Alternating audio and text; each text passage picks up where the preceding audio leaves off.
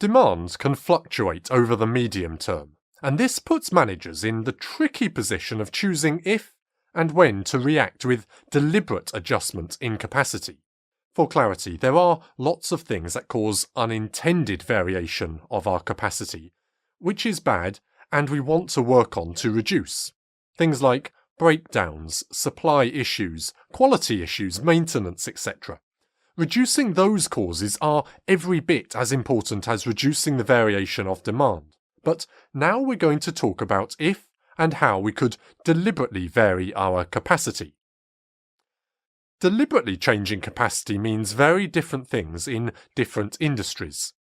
In something like a coffee shop, it might just mean work a bit faster for a couple of hours or pay some overtime, maybe even hire an extra person on a temporary basis. If you work on an oil rig offshore at sea, it could mean just turn the dial up a bit for a little while, and that works until you need even more capacity, and then you have to build another $500 million offshore oil rig over the next 5 years and hire a whole new crew of people.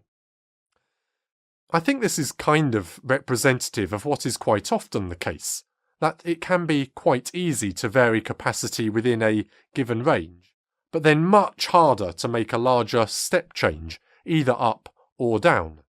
Then we would have to commit to hiring new people, firing people, building a new factory, finding new suppliers, and each of these options have consequences. There were upfront costs. It takes time to set up and implement, and there's commitments we're tied into, such as hiring a full-time permanent employee or the emotion and human strain of having to make redundancies. In an ideal world, we would have perfectly level, predictable demand, and therefore a perfectly level production schedule and level capacity. But even long-term stable demand has fluctuations over shorter time spans.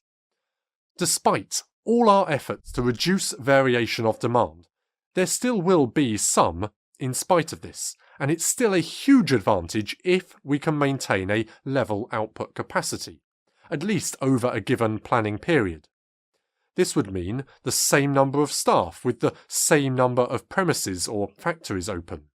Small variations in demand can be levelled out by just keeping a level production schedule and simply building a little bit of finished goods stock during quieter periods, which can, hopefully, be sold during later little peaks in demand. This option is only possible for some non-perishable goods, and obviously not services, but this leads to higher finished goods inventory, which comes with risk and all those inventory costs, financial, opportunity, operational and holding costs. If you're looking to level up your operations management credentials, check out my free mini-course, The Forgotten Fundamentals of Operations Management.